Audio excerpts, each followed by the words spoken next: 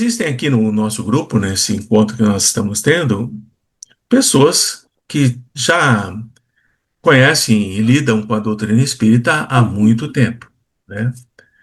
Oi, Larissa, boa noite. Existem pessoas que são recém-chegadas ou estão aí a meio caminho, e aqueles que já estão há mais tempo na doutrina espírita sabem, por experiência própria, aqueles que não desistem, né? Aqueles que não param ao meio do caminho, que a jornada que nós escolhemos caminhar na doutrina espírita, na lida com os espíritos, Você não é pode uma tirar para mim jornada, o meu fone de ouvido, por favor? não é uma jornada ah, fácil, não é. É uma jornada que muitas vezes nos traz muitas alegrias, mas também muitas vezes nos traz desapontamentos, nos traz desilusões, nos traz insegurança, nos traz dúvidas, e dúvidas que levam muito tempo para serem resolvidas, ou às vezes nem são resolvidas, não são respondidas. Mas a doutrina espírita, ela vai nos amadurecendo com o tempo. Ela, à medida que nós vamos estudando, vamos nos libertando de conceitos equivocados, largamos dogmas para trás, deixamos correntes filosóficas equivocadas para trás, nós vamos amadurecendo, vamos adquirindo uma segurança de espírito. Não é uma segurança de Antônio, de Carlos, de Jéssica, não é. De Lília. É uma segurança de espírito. E a segurança de espírito, ela jamais regride. Depois que nós estabelecemos um patamar seguro, aconteça o que acontecer, o espírito é firme, ele é focado, ele é determinado. E é essa a nossa busca. Nós encontrarmos em nós mesmos esse espírito maduro, esse espírito de fé raciocinada e de fé praticada. Mas, como eu disse logo no começo, não é simples, não é fácil, exige muito estudo, exige muita reflexão, exige muito olhar introspectivo, olhar para si mesmo e descobrir-se naquilo que ainda lhe é prejudicial. Por isso, nós estamos aqui para os nossos estudos da noite, né? Todo estudioso da doutrina espírita, eu não disse trabalhador, todo estudioso da doutrina espírita, sério, ele se torna um trabalhador depois. Ele sai da teoria e vai para a prática. Oi, Rose. Então, muitas vezes, os que estão recém-chegados, como Lilian, deixa eu ver quem mais aqui, Silvia, Vera, acho que só, né?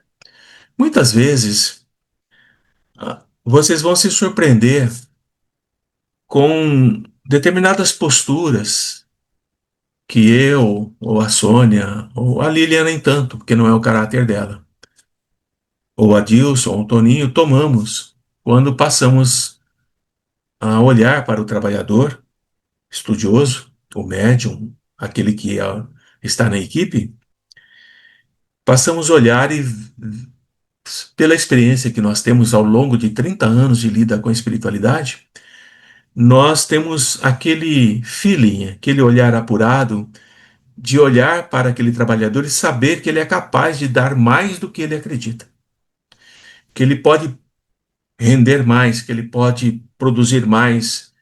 Não é para agradar a espiritualidade. A espiritualidade não está nem aí. A espiritualidade não quer nem saber. A espiritualidade não se importa se você se dedica ou não. É um problema nosso isso, né?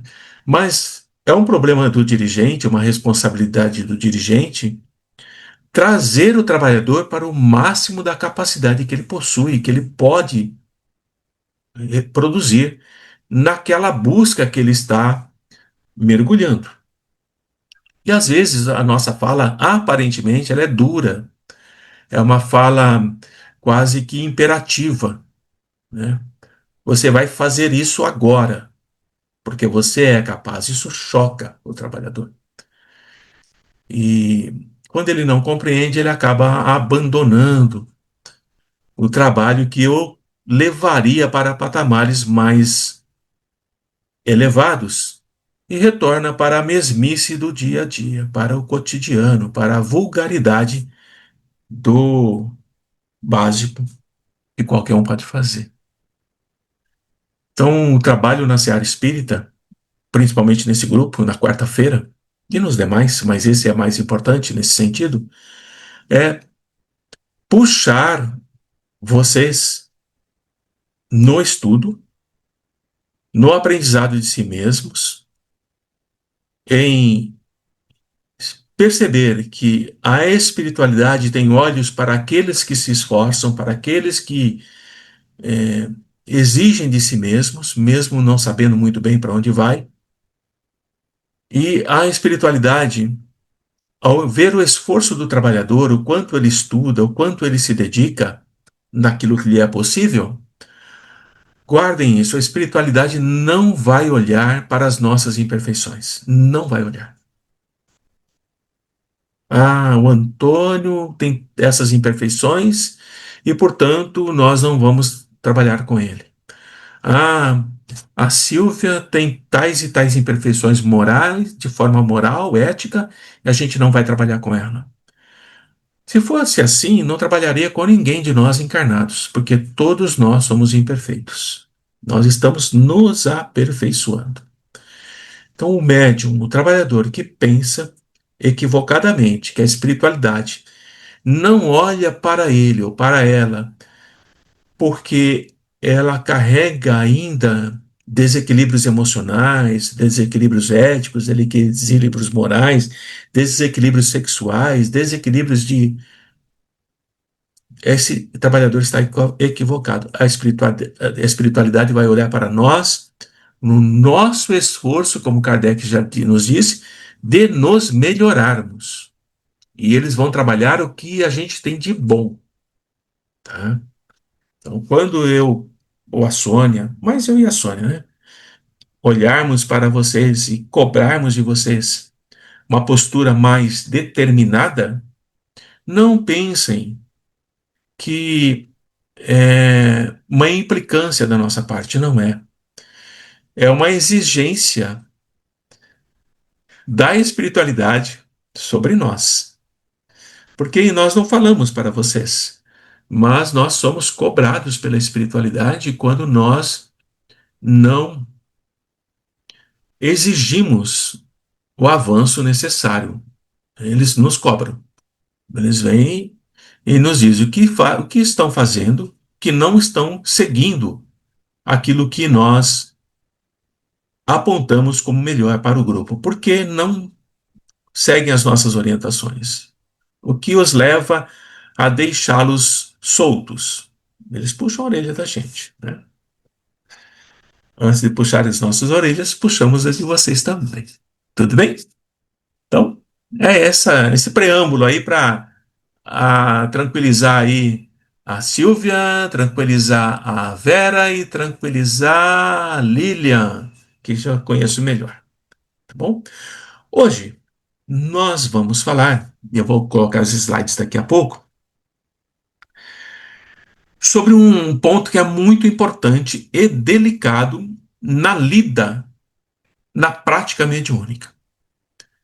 Se nós não entendermos e não procurarmos desenvolver e amadurecer os aspectos que eu vou trazer aqui para vocês e que está lá no livro dos médiuns, e que está lá no livro dos Espíritos, que vocês devem estudar, não é só ler, tem que estudar aqueles livros.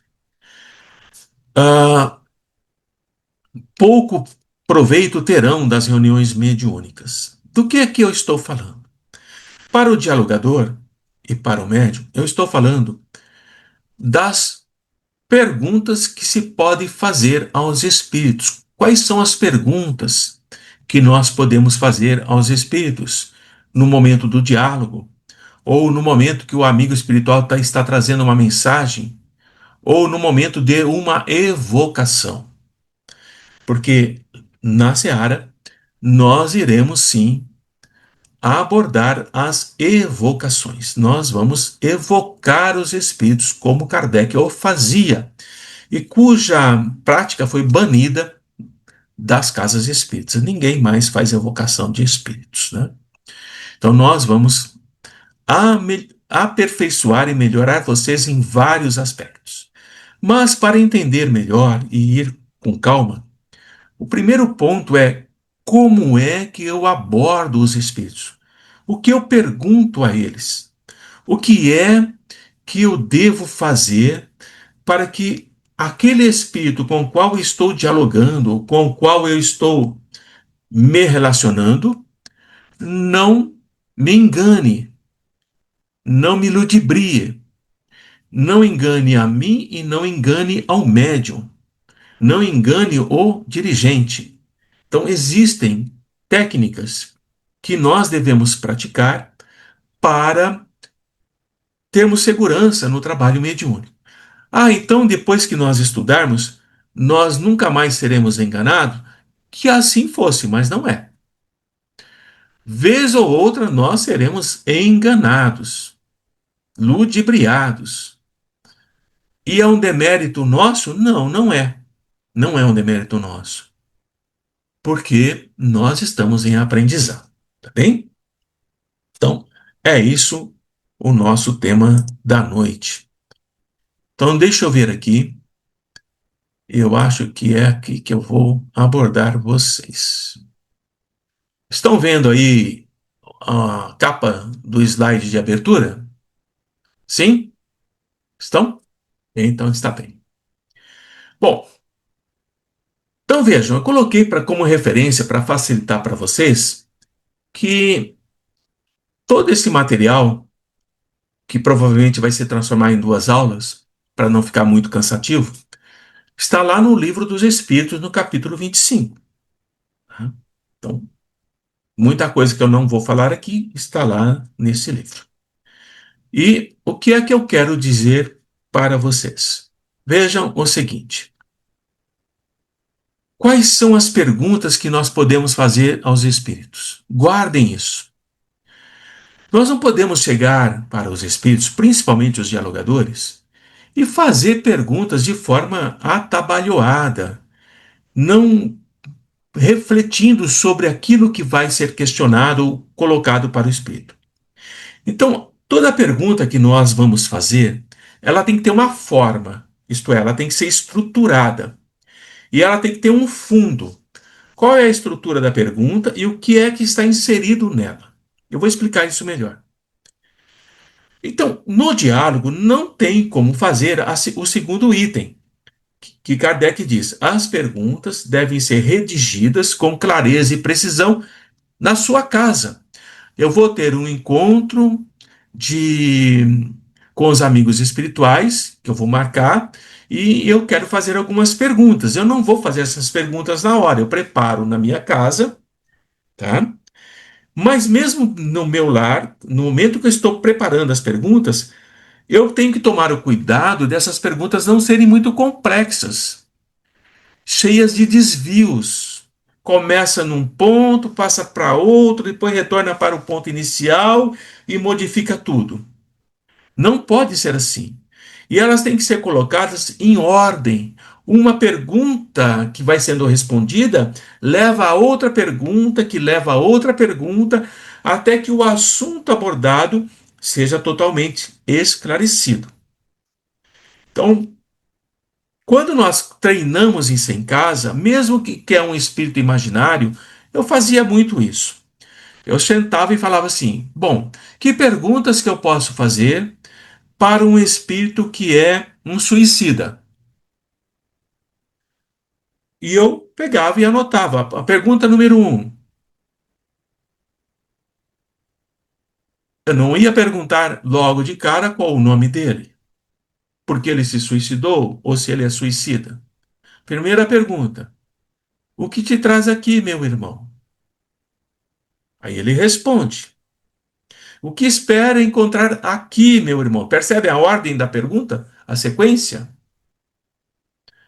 E ele responde: isso que você deseja, você acredita que pode encontrar aqui? E ele responde. Então, nós vamos fazendo em ordem esses questionamentos. Então, isso é treino. Você pode treinar em casa com espíritos imaginários. Tá bem? Então, guardem isso. A forma e o fundo é importante, porque quando nós treinamos em casa, no momento do diálogo, mesmo que você não saiba o que é que está ali junto ao médium, que espírito que está ali junto ao médium, mas você já tem a habilidade, o raciocínio de encadear perguntas que vão auxiliar o espírito, facilitar para o médium, e você sente o prazer de conseguir socorrer o espírito, não irritá-lo, não, as suas perguntas não vão irritá-lo, não vão deixá-lo decepcionado, não vão fazer com que ele se retire. Então, o treino para se perguntar aos espíritos, ele é, como base, desenvolvido em casa, nos treinos em particular, tá bom? Por isso que eu coloco aqui, está lá em Kardec, preparar as perguntas de antemão. Quando as perguntas são formuladas sem lógica, e eu vejo muito isso, passando de um assunto para o outro, ao acaso, os espíritos, mesmo os amigos espirituais, têm dificuldade para responder. Por isso que é necessário uma lógica, tanto para o espírito que está no diálogo, quanto para os amigos espirituais. Eu vou perguntar, por exemplo, numa reunião para um amigo espiritual, o que é que ele pode esclarecer para mim sobre a questão do aborto. Eu não posso simplesmente dizer a ele assim: ah, eu gostaria que você respondesse para mim tudo aquilo que você sabe sobre o aborto. Não posso fazer isso. Eu devo preparar perguntas. Perguntas relacionadas à mãe, perguntas relacionadas ao pai, perguntas relacionadas ao profissional de saúde, perguntas relacionadas ao espírito que foi abortado. Então, eu vou dividindo em partes o meu questionamento até conseguir um todo, tá? Então, os espíritos, quando pegam perguntas bem direcionadas, bem formuladas, eles vão respondendo com muita facilidade e o médium se sente tranquilo. O médium não vai pensar como uma maioria pensa: nossa, vai fazer perguntas que eu não sei responder.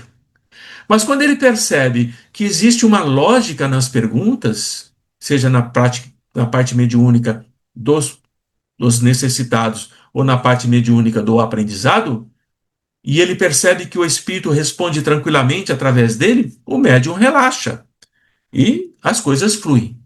Então é conveniente, como eu disse, preparar as perguntas de antemão, porque você redige melhor, você lê, você vê que aquela formulação não está correta, você modifica. Então, no momento da pergunta, está tudo escrito, você vai perguntando, o espírito vai respondendo e nós estamos gravando e depois analisamos. Então, esse trabalho preparatório constitui uma evocação antecipada.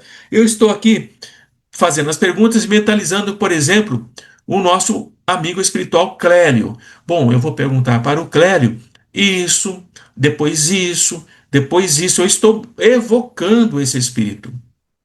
E ele se aproxima e vai lendo as perguntas e já vai se preparando para responder. Tá claro até aqui o que eu estou mostrando, falando para vocês? Tem alguma dúvida? Porque isso vai ser exercitado por muito tempo, tá? Tanto para os médiums Antônio, quanto para os interlogadores. Quem está me Antônio, chamando? é o Edson. Oi, Edson. É o Edson. Estão me ouvindo? Pode falar. Antônio, você está falando dessa preparação dessas perguntas, né? Sim, Eu sou o aprendiz mais novo da história aí. sim. Essas perguntas preparatórias são quando você tem uma evocação de um determinado espírito. Seria mais fácil você ter, eu vou evocar o espírito Clério, então eu sei mais ou menos o que eu posso perguntar a ele e o que eu devo perguntar a ele. Agora, Não, quando você começa com um não, espírito que você não sabe quem não. é isso que eu queria entender. Tá. São duas situações, tá bom? Então, por exemplo, vou pegar a situação do amigo espiritual. O amigo espiritual, na semana passada, trouxe uma mensagem. Eu li essa mensagem. Lembra que eu já ensinei para vocês que a primeira leitura não serve para nada da mensagem espiritual? Que na primeira leitura é mais a parte do entendimento do texto e daquilo que você já sabe, daquilo que te fala com você, que te toca, e daquilo que você não entende ou ficou em dúvida. Então, essa é a mensagem do amigo espiritual. Bom, aquilo que eu já sei, e ele escreveu ali, e está de acordo com o meu entendimento, eu não vou ficar fazer perguntas desnecessárias, porque eu já sei. Aquilo que me toca emocionalmente, que é a parte filosófica, também não vou ficar perguntando porque é filosofia, tá? Agora, aquilo que ele fala, que eu não entendo, por exemplo, ele vai falar da dimensão espaço-tempo. Um exemplo, tá? E ele dá uma explicação da dimensão espaço-tempo, dizendo que, por exemplo, para que o espírito se desloque no espaço-tempo, é necessária uma determinada carga de energia que é semelhante a uma fórmula tal. Ele dá isso para gente. Está errado? Não sei, mas eu não entendi. Então eu vou dizer para o amigo espiritual: olha, na sua mensagem, essa parte em que você se refere ao deslocamento, espaço-tempo, e você diz que essa fórmula que você aqui colocou através do médium explica essa movimentação, eu gostaria que você esclarecesse melhor. Então eu vou elaborar essas perguntas na minha casa. No dia que eu vou me reunir, eu começo já avisando a equipe que eu vou evocar o espírito tal. Eu já aviso a equipe que eu vou evocar. Mas esse espírito, enquanto eu estava fazendo a pergunta na minha casa, eu já estou evocando ele com o meu pensamento. E ele já está sabendo do que eu vou perguntar na reunião do dia tal. Esse é um ponto. E ele vai responder. Pode me convencer, pode não me convencer, ou pode gerar outras perguntas. Não é responsabilidade do médium isso. Não é responsabilidade. É um tema que diz respeito ao pesquisador, que é o encarnado, e o espírito. Agora, o outro aspecto. Na reunião mediúnica, você não sabe o que está ali. É o que você acabou de perguntar. Você não sabe se o espírito é um pedófilo, se ele é um pseudo-sábio, se ele é um hipnotizador, se ele é um magnetizador, se ele é um espírito perverso. Você não sabe o que está ali. Não sabe. Se é suicida, você não sabe. Tá? Mas o teu treino em casa, o seu treino em casa, de elaborar perguntas, você vai treinando em casa, no teu caderno. Ah, se acontecer isso, o que eu pergunto? Se acontecer aquilo, o que eu pergunto? Esse treino, no momento que o Espírito fala, a tua mente está treinada a perguntar. Você está treinado a perguntar. Você ouve, vai ouvindo, e a sua mente está elaborando a pergunta. Está elaborando a pergunta. E aí, no momento em que ele se cala, a tua pergunta sai automático. Sai automático. E às vezes não sai nem como uma pergunta, sai como uma afirmativa. Eu compreendo a tua dor, meu irmão. Não é uma pergunta. É uma palavra dirigida a ele. E quando ele ouve essa fala, eu compreendo a tua dor, meu irmão, ele diz assim: como assim você compreende a minha dor? Ele já estabeleceu o diálogo com você e você não fez nada de especial. Você apenas se conectou com ele. Então, o trabalho preparatório já te prepara tanto para fazer perguntas para a espiritualidade amiga em mensagens que você não compreendeu, como no trabalho mediúnico, seja com qual espírito for. Precisa exercitar em casa. Não basta uma vez por semana na seara 40 minutos. Não prepara trabalhador isso. Ali é a prática do teu estudo em casa.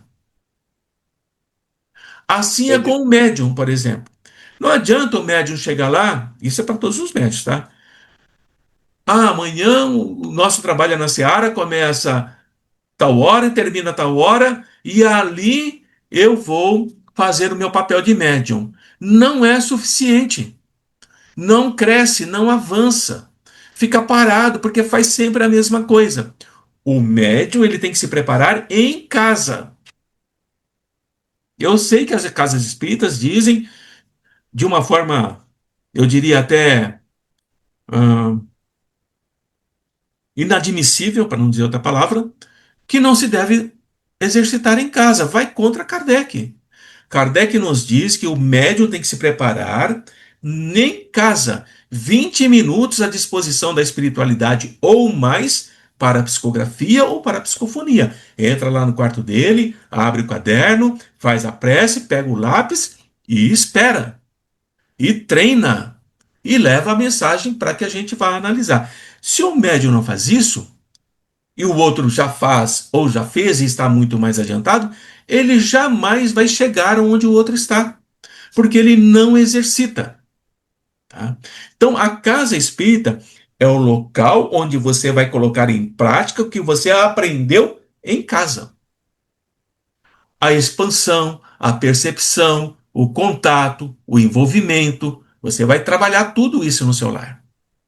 E quando chega na reunião mediúnica, em que nós estamos abertos para receber a espiritualidade, o médium já faz isso sem sofrimento. Nossa, percepção, aproximação, contato, envolvimento, manifestação. Ele já faz tudo junto.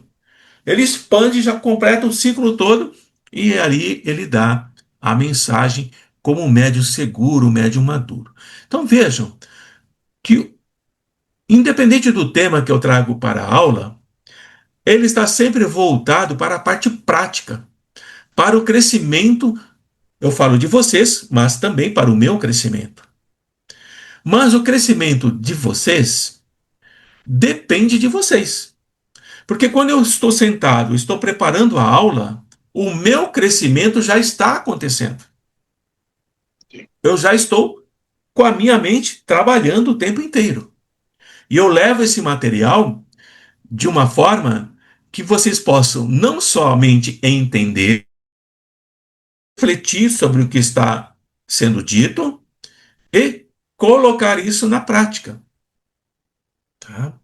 Então, todo o trabalho ele é preparatório, tanto para o médium, tanto para o dialogador, quanto para o dirigente. E somente assim o grupo se torna maduro. É um grupo que tem a confiança do espírito, da espiritualidade. A espiritualidade sabe que aquele grupo maduro, estudioso, seguro, ele é capaz de dar abertura e recepção para espíritos que ninguém quer atender. Ninguém quer atender espíritos que chegam e são acolhidos num grupo como o que está sendo preparado. Bem, a espiritualidade tem muita dificuldade para encontrar grupos não só estudiosos, mas abertos para aquilo que não é comum, não é o rotineiro, não é o cotidiano, como a maioria está acostumada. Então, daí a importância das aulas que aqui vem. Tá bem? Alguma pergunta a mais? Então vejam, aquele que vai fazer a pergunta, se ele fizer a pergunta equivocada, errada, mal direcionada, A resposta que vem pode ser certa ou pode ser falsa. Se eu não elaboro a pergunta, se eu não estruturo a pergunta, se eu não estabeleço o conteúdo, o ponto principal da pergunta, o espírito pode entender uma coisa e eu estou perguntando outra. Mas eu não elaborei a pergunta de forma correta. Então ele dá uma resposta que não corresponde ao que eu estou perguntando. E eu vou pensar de forma equivocada, não por maldade, que esse espírito está mentindo ou tentando me enganar. Mas não foi isso. Eu simplesmente não fiz a pergunta de forma certa. Daí a responsabilidade do estudo, de aprender a perguntar. Eu falo isso nas outras aulas. É necessário aprender a perguntar. Vocês não sabem fazer isso. E aprender a perguntar não tem aula para isso. É treino. Tem algumas diretrizes, alguns direcionamentos? Tem. Mas cada um tem a sua própria forma de estabelecer esse conjunto. Então, a pergunta que eu faço pode levar a uma resposta certa, se ela for bem elaborada, ou pode levar a uma resposta falsa. E não posso inferir daí que o espírito está tentando me enganar. Eu tenho que rever a minha pergunta. Tudo bem até aqui? Agora, um outro aspecto. Às vezes eu vou fazer alguma pergunta e o espírito diz para mim assim, ó, que ele não pode responder essa questão, ou que ele não deve responder. Se ele está dizendo que ele não pode ou que ele não deve, principalmente se for amigo espiritual, não insista, não teime, não não vai partir para o confronto. Não, mas você não quer responder por quê? Você não tem conhecimento para isso? Me responde aquilo que você é capaz. Não pode ser dessa forma. Então nós devemos atentar para a resposta que o Espírito está dando. Ele pode dizer assim: quanto a esse tema, eu nada posso responder ou não tenho permissão para isso. Eu já cansei de ouvir isso. E eu vou dizer para ele: tudo bem, meu irmão, vamos passar para o próximo ponto, para a próxima pergunta. E vamos em frente. Não insista acreditando que o espírito não tem inteligência suficiente para responder às suas questões. Muitas vezes ele não quer ou ele não pode. Tá bem?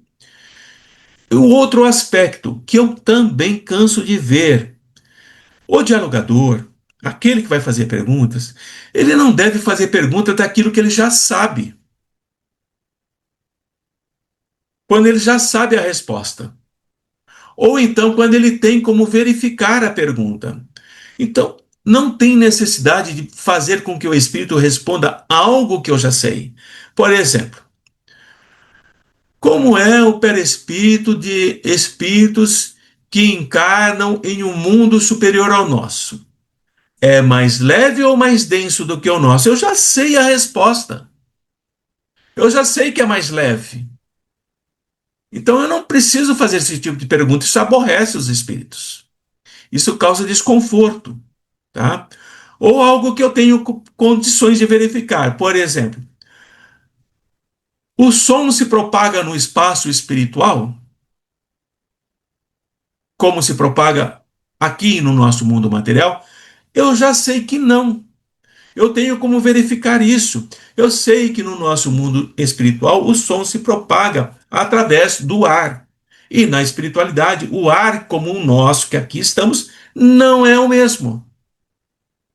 Então, a forma de propagação do som, que nem sequer existe, é pensamento, não existe lá. Eu já sei a resposta. Então, não preciso perguntar coisas que eu já sei. Então, estou orientando vocês para não quebrarem a cara e, às vezes, ouvirem coisas que a espiritualidade fala e fala com seriedade. Bem? Então, é o item, último item. Os espíritos não vão se dar ao trabalho de responder a essas questões que eu acabei de falar. E vão se aborrecer e nós não vamos obter nada de satisfatório. É isso. Esse ponto é muito delicado, tá? Então, fortalecendo as questões. Não responde perguntas tolas que têm o objetivo de testá-los. E também não responde a perguntas de curiosidade. para tentar nos convencer. Eles não vão se submeter a isso. Principalmente a espiritualidade superior. A espiritualidade inferior, principalmente espíritos zombeteiros, vão responder. Então, de acordo com a sua pergunta, você saberá que aquele espírito que está ali respondendo ou não é uma espiritualidade superior ou inferior. Se ele responde coisas que você já sabe e aumenta o conteúdo daquele com o processo de resposta, você já sabe que é um espírito inferior. Porque a espiritualidade superior não se submete a isso. Então, esses estudos vão nos permitindo ter um olhar muito claro do espírito que está conosco. Isso não depende de quantos anos você está na doutrina espírita. Depende do quanto você estuda. Depende do quanto você analisa.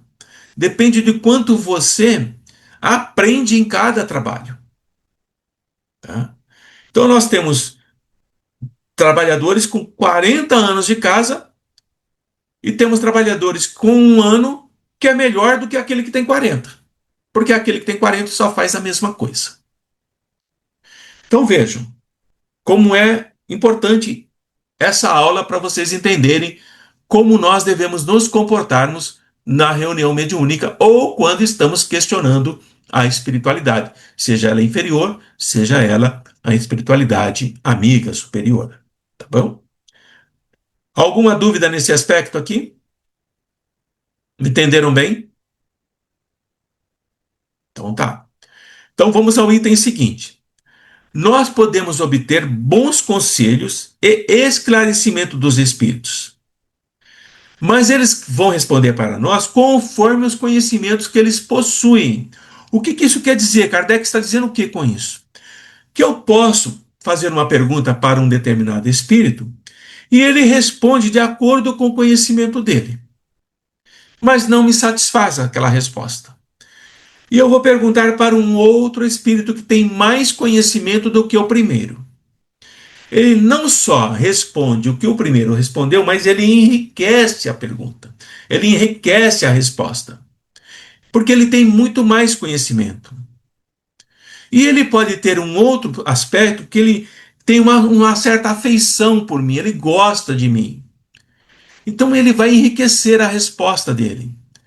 Ele vai analisar a proposta da minha pergunta.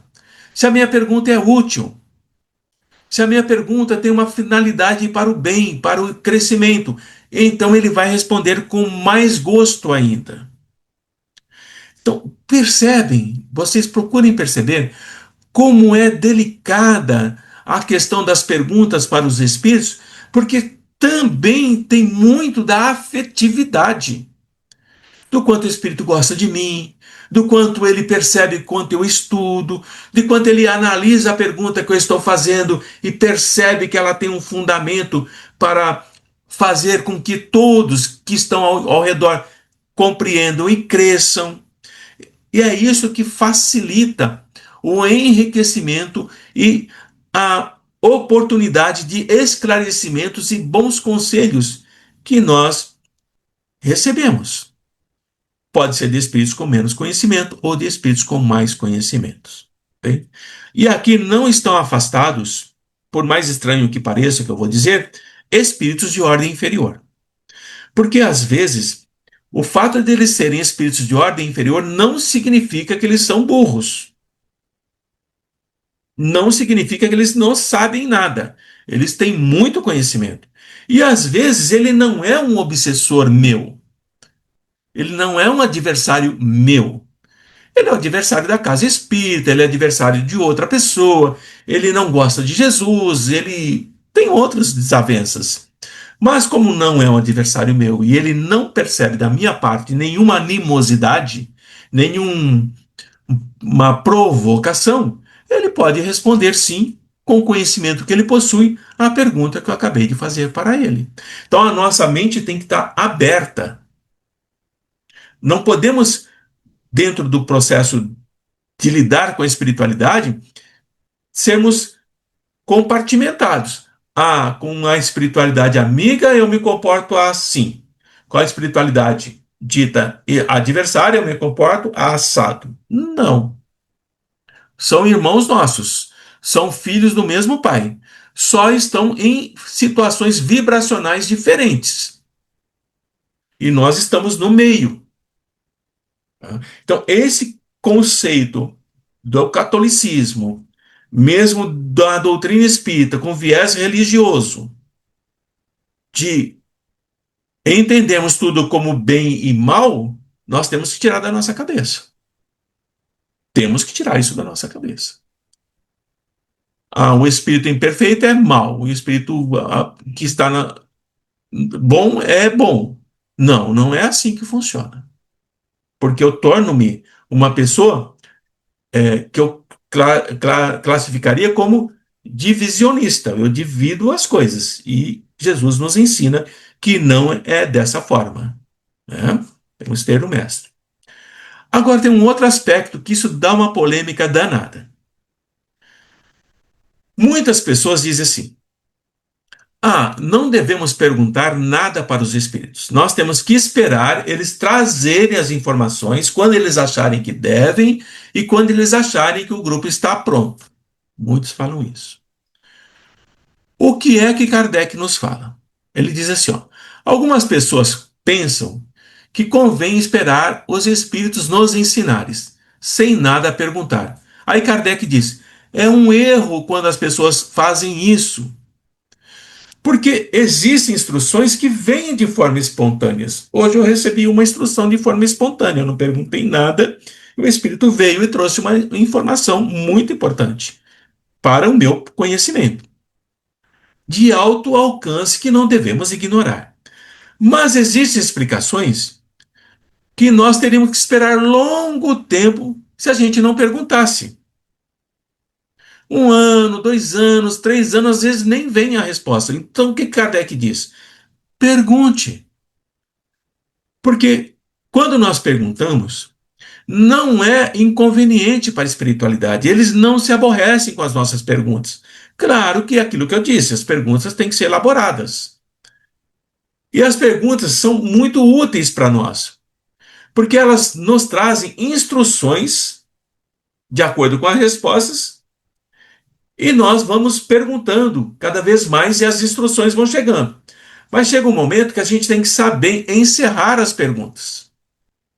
Não podemos ficar divagando, porque o médium se cansa, o espírito tem outras coisas a fazer, mas não quer dizer também que nós devemos fazer a socapa, isto é, rapidamente, em 3 minutos fazer 10 perguntas. Não é dessa forma. Tudo tem um equilíbrio. E é isso que eu estou tentando passar para vocês. Vamos abrir um momento em que nós iremos fazer perguntas para a espiritualidade, cujo tema é tal. E teremos o tempo que for necessário para que os amigos espirituais respondam através dos médiuns. Então é colocada a pergunta na equipe e um dos médiuns responde. Tá? Aí é colocada outra pergunta. Não é obrigatório que aquele médium que respondeu responda novamente, porque o nosso amigo espiritual, ele pode trocar de médium. Não é que é outro espírito. Ele respondeu através da Rose, aí eu faço outra pergunta e ele vai responder através da Lilian.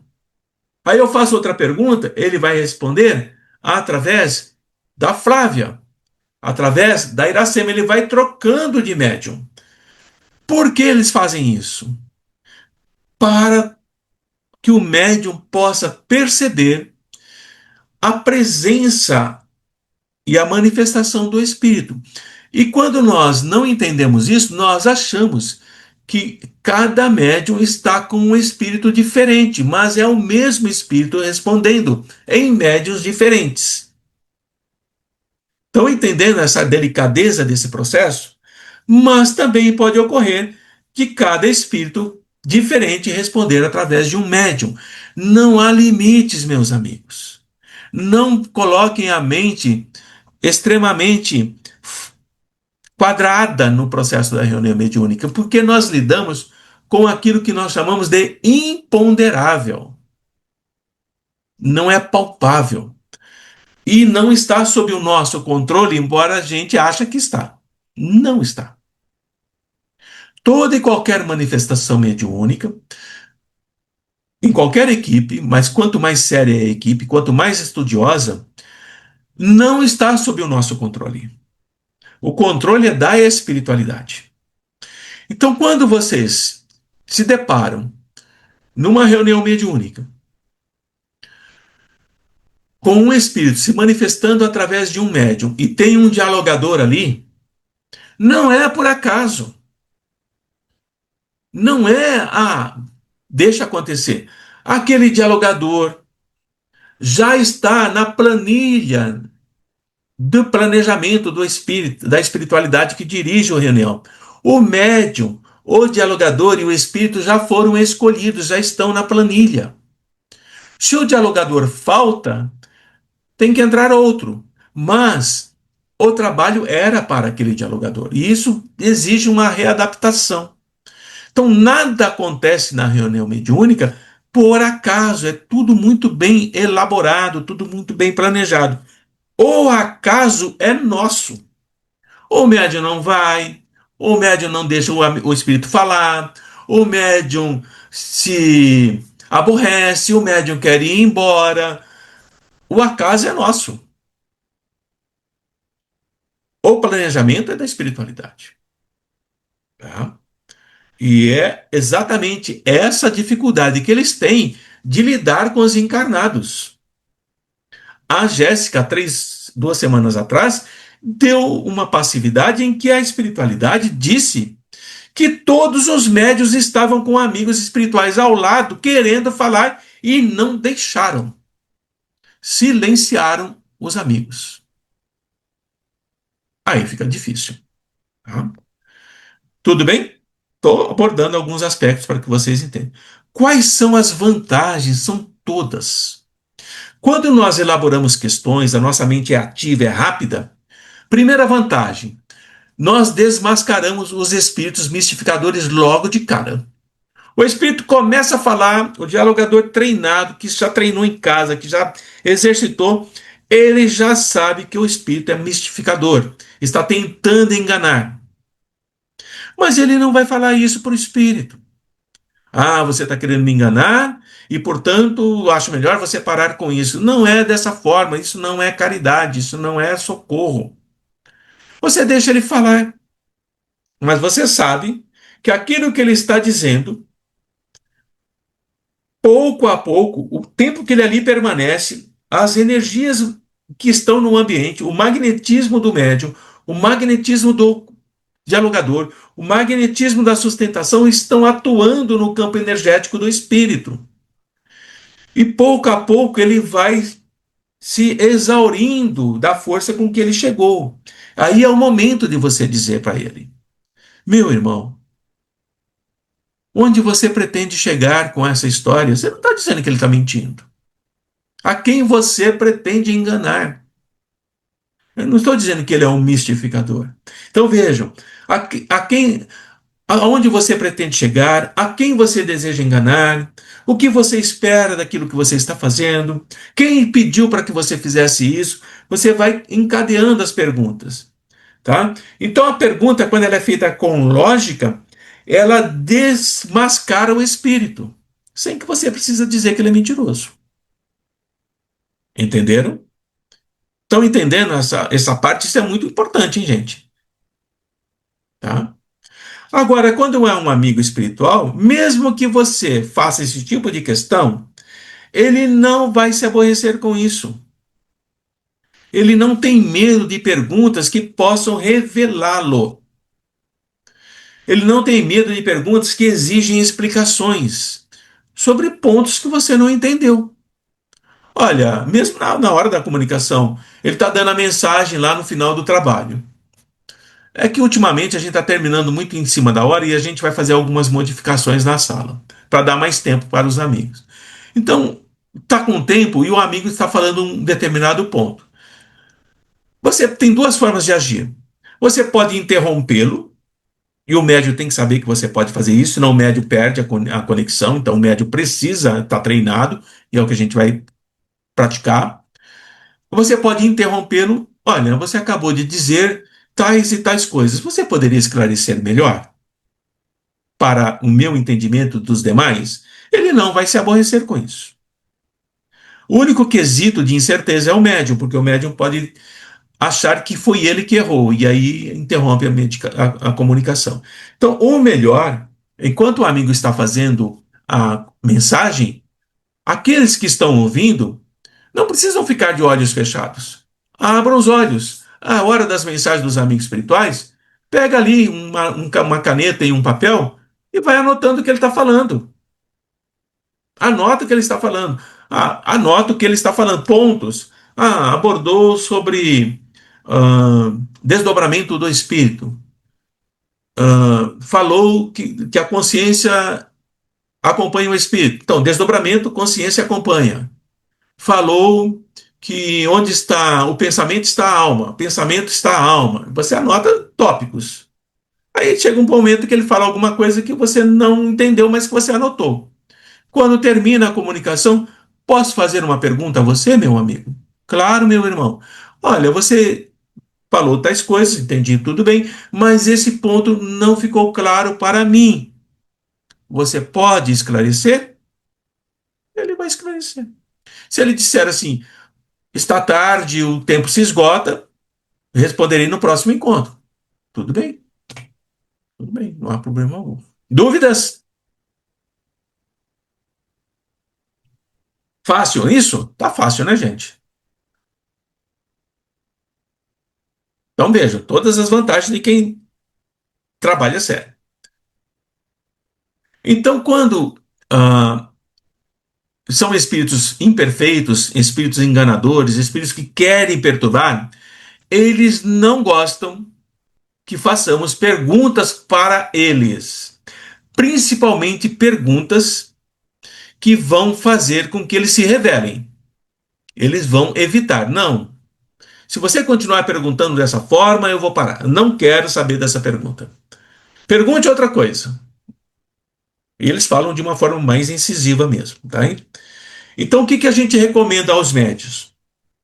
Que quando espíritos que criam defesas para não responder às perguntas, o médium já deve saber que esse espírito deseja controlá-lo, embora não revele isso logo de cara. Se o médium permite se envolver e não tem esse pensamento analítico, pouco a pouco, esses espíritos vão dominando o médium e vão colocando na mente do médium as utopias, as fantasias que ele quer inserir. Por quê? Porque o médium, no medo de ser, vamos dizer assim, olhado de forma estranha, porque ele está dando passividade para um mistificador, ele se encolhe, ele não revela, não deixa acontecer, ele está, na realidade, se enfraquecendo. Ele está se enfraquecendo. Porque ele tem mais medo do dirigente que vai fazer de tudo para que ele se torne melhor do que do espírito que está enganando. E aí fica fácil para a espiritualidade controlar esse médium. Aí é aquele médium que tende ao desequilíbrio. Bem? Tá clara essa parte aqui? Ficou clara?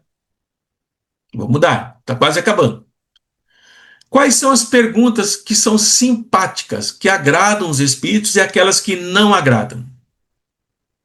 Então veja bem. Primeiro item. Todos os espíritos vão responder de boa vontade às perguntas que têm por objetivo o bem, o meio de progredir. Não vão responder a perguntas fúteis, como muitas pessoas chegam na doutrina espírita esperando que isso aconteça. Ah, como já aconteceu, eu vou dar um exemplo aqui. Antônio, você poderia perguntar para o meu amigo espiritual se eu vou conseguir me casar ou não? Não tem sentido uma coisa dessa, né? Você pode perguntar ao meu amigo espiritual se o meu emprego vai ser um emprego de futuro? Não tem sentido uma pergunta dessa. Então, mesmo que eu perguntasse, eles não vão responder.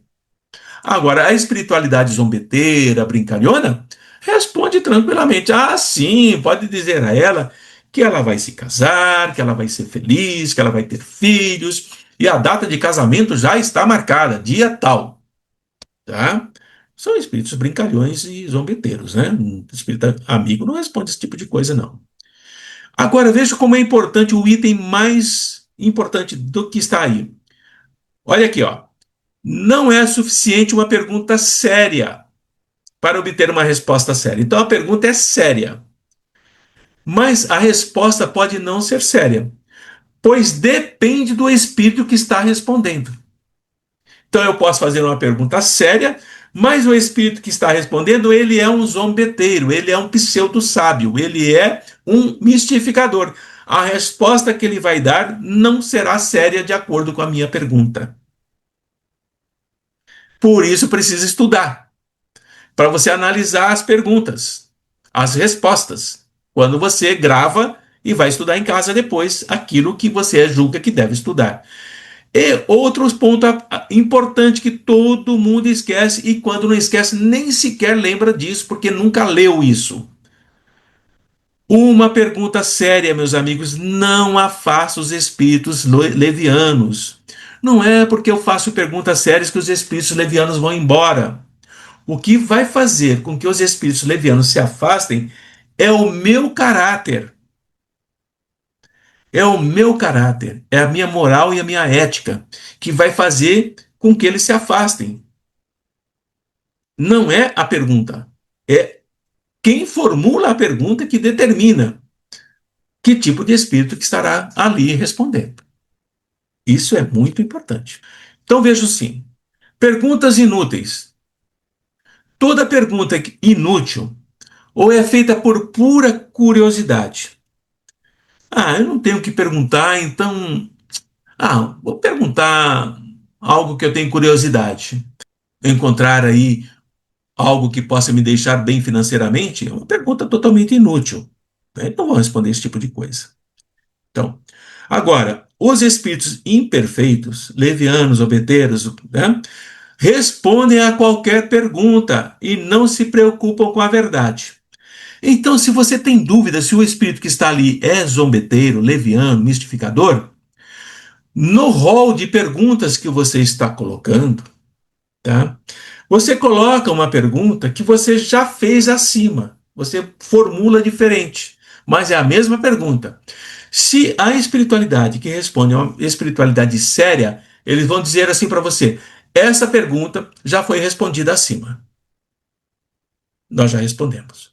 Se for um zombeteiro, um espírito leviano, gozador, ele vai responder de novo. E às vezes de outra forma. Tá? Então você consegue avaliar a verve do espírito, da forma como você elabora. Então, quando nós fazemos perguntas e não estamos com um critério muito bem estabelecido, eles vão respondendo.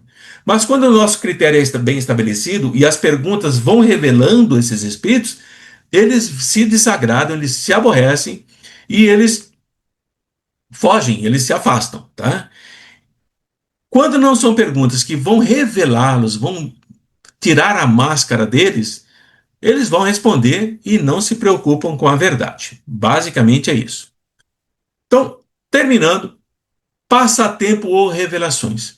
Pessoas que vão numa reunião mediúnica, que procuram as reuniões mediúnicas como passatempo ou um meio de obterem revelações que interessam a elas, essas pessoas agradam aos espíritos inferiores, que do mesmo modo que elas, gostam de se divertir e se sentem felizes quando são mistificadas. Aqui, meus queridos, é a questão do pensamento dominante. Se nunca ouviram falar disso, vão ver agora. Eu estou num grupo de mediúnico de 15 pessoas. Se nesse grupo eu tenho 12 pessoas, ou até menos, vamos dizer, eu tenho 10 pessoas que o pensamento dominante é de obter revelações de interesse próprio, ou estão ali por passatempo, para ver como é que as coisas funcionam, não adianta os outros 5 tentarem sustentar a reunião para espíritos sérios, porque o pensamento dominante é de passatempo.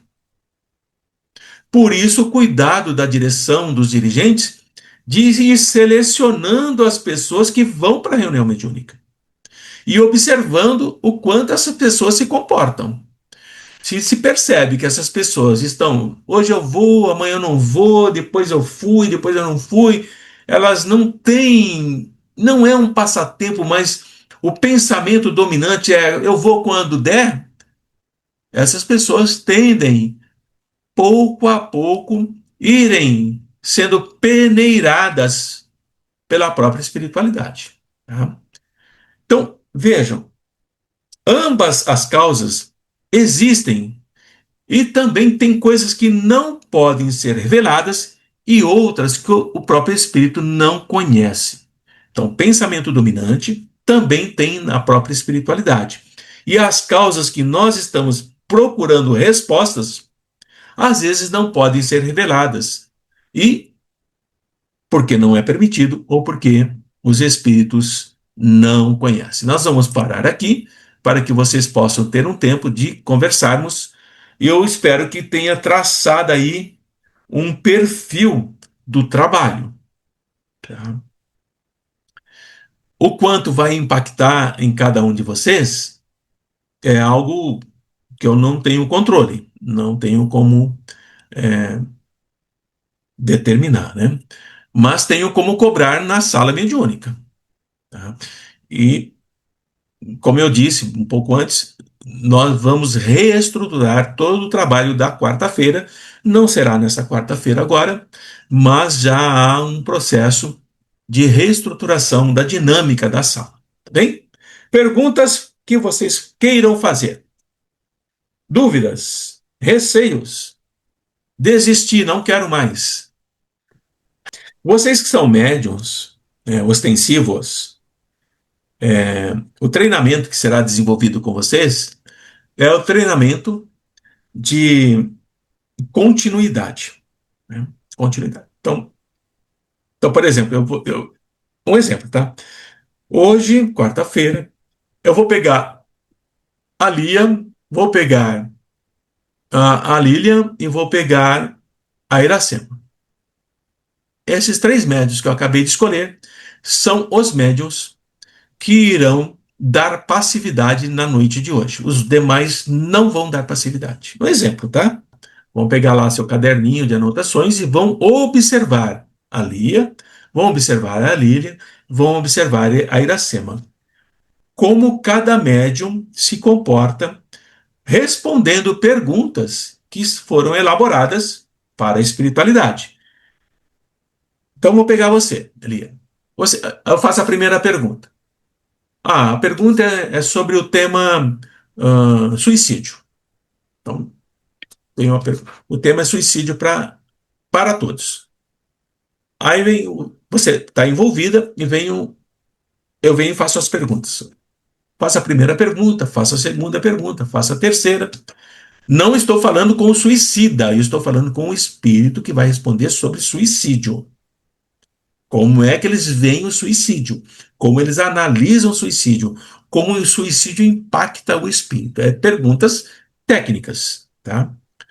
Aí ele dá uma resposta que eu não entendi.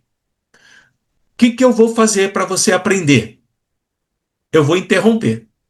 Meu amigo, posso interromper? Isso vai causar um impacto em você e nos outros. Como assim? Você vai sentir um choque. Interromper, eu não vou. Não. O espírito está ali, esperando. Se o médium não tem segurança suficiente para ouvir a pergunta que eu quero esclarecimento e depois permitir que o espírito continue respondendo naquilo que eu tenho dúvida, o médium precisa ser treinado. Então você, não conseguiu, tudo bem, não tem problema nenhum. Na próxima semana, treina de novo. Na Treina de próxima novo. semana, treina de novo. Na quarta semana, o Antônio vai interromper. Se interromper, eu vou deixar acontecer. Então, se acalma, o coração do médium acalma, a mente dele acalma. Ele sabe que ele está sendo treinado. E assim vai ser com a Larissa, vai ser com a Lília, vai ser com a Viviane. Nós vamos treinar vocês nesse sentido. Então, todo o projeto da aula teórica é para ser aplicado na aula prática de amanhã. Tá? Mas, como eu disse, vai haver uma reestruturação que eu, a Sônia e a Lília estamos pensando em fazer. E quando essa reestruturação estiver pronta, a gente vai implementar. Pode ser que algumas coisas deem certas, a gente continua. As que não dão certo, a gente descarta e coloca outras. Tá? Mas é sempre para o evoluir, não só de vocês, mas como um todo, né? Então, enquanto vocês vão pensando, como vai ser implementada uma nova dinâmica, não faltem. Não faltem. A não ser por motivo muito justo. Porque não vão incomodar a mim, não vão incomodar a espiritualidade, só vão se prejudicar. Não é uma ameaça, não é, é uma constatação. Médium que falta, que não estuda, que não elabora a sua própria estrutura mediúnica, só se prejudica. Um outro aspecto no grupo da quarta-feira serão as evocações. Tá bom? Nós vamos desenvolver com vocês treinamento de evocações. Nós vamos evocar espíritos recém-desencarnados, espíritos familiares, espíritos que são notícia. Nós vamos treinar as evocações com vocês. Tá? Então, por quê?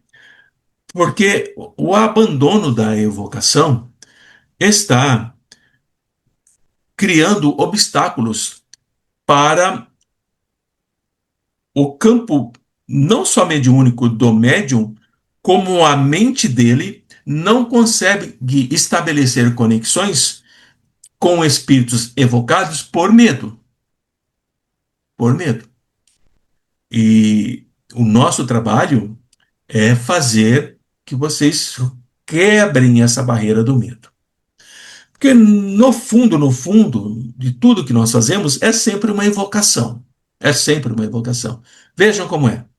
Agora nós vamos abrir para os espíritos sofredores. Estamos evocando. Só não demos nome. Só não demos nome. Agora vamos abrir para os amigos espirituais. É uma evocação. Agora, se eu disser assim, hoje nós vamos evocar o espírito de um jovem, isso amanhã, tá?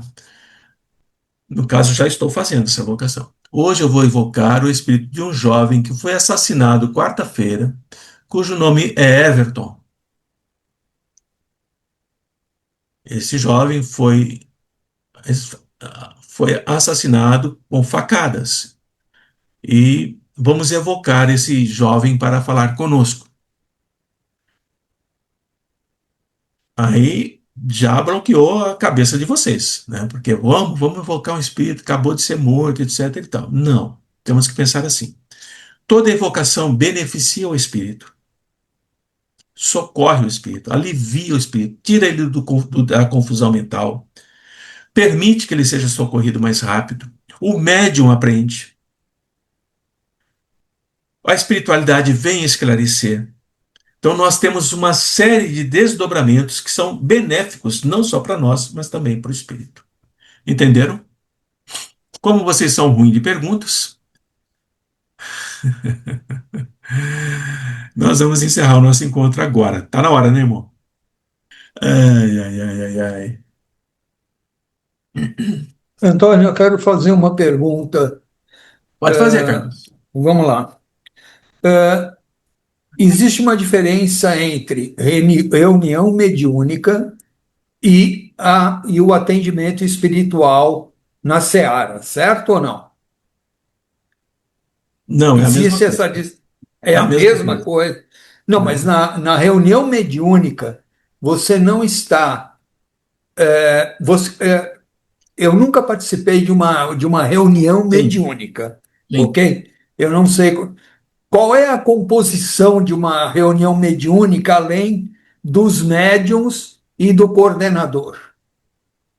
E A qual é a diferença entre você estar dando um atendimento espiritual, ok? A um espírito, como o Edson colocou, que chega completamente desconhecido, precisando de ajuda.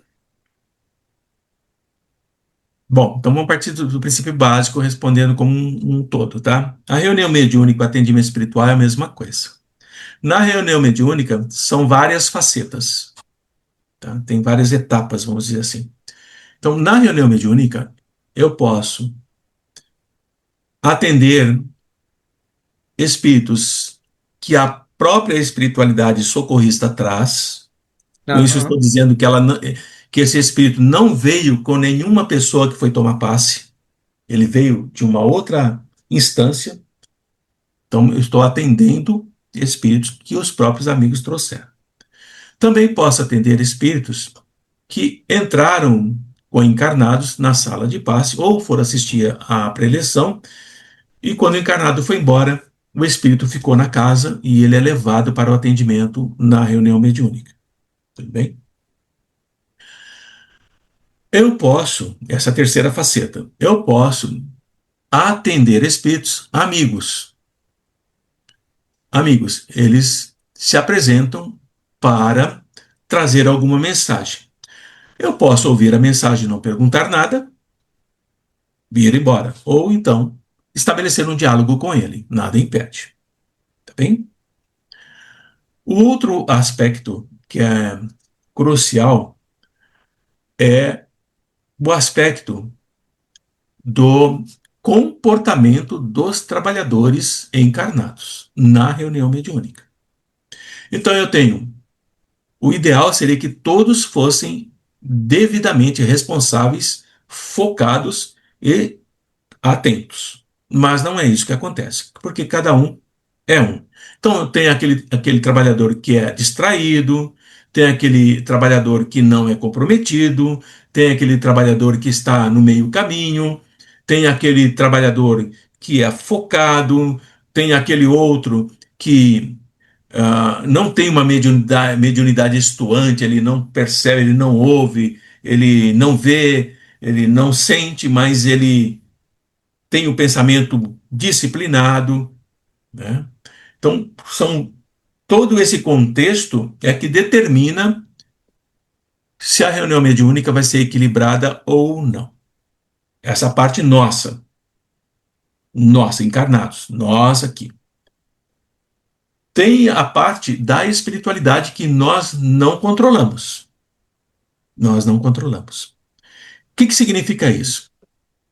Que a espiritualidade, dependendo da equipe, pode simplesmente se retirar da reunião mediúnica, só fica ali os médiuns e os espíritos bagunceiros, porque a equipe não é séria. Ela pode simplesmente se retirar.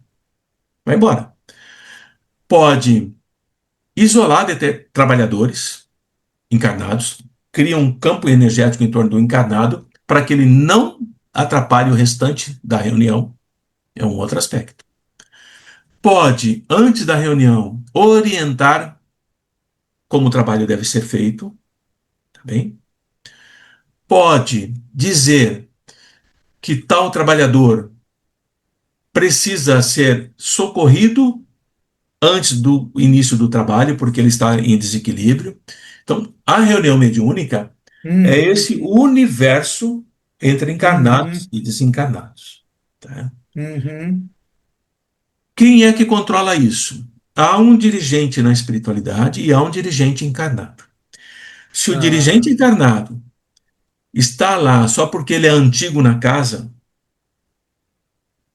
só por isso, ele é antigo na casa, e não porque ele tem controle, ele tem estudo, ele sabe o que está fazendo, não precisa ser médium, viu? O dirigente encarnado não precisa ser médium. uhum, Se o dirigente encarnado está no contexto dessa responsabilidade só por tempo, a reunião mediúnica tende a ser vazia, totalmente inócua, não vai valer nada, ela tende a isso. Uhum. Se o dirigente encarnado é prepotente, autoritário, que estabelece a sua autoridade mediante o medo, a reunião mediúnica tende a não produzir nada, porque os médios estão com medo. Uhum. Se o, Uhum. se o dirigente mediúnico, olha a responsabilidade do dirigente, se o dirigente mediúnico não tem autoridade moral sobre os trabalhadores, o que eu quero dizer com isso? Basta um olhar do dirigente e o trabalhador sabe que tem que ficar atento, não precisa falar nada, tá? Uhum. Se ele não tem essa autoridade moral de disciplinar a equipe, não por medo, mas por respeito ao conhecimento que ele carrega,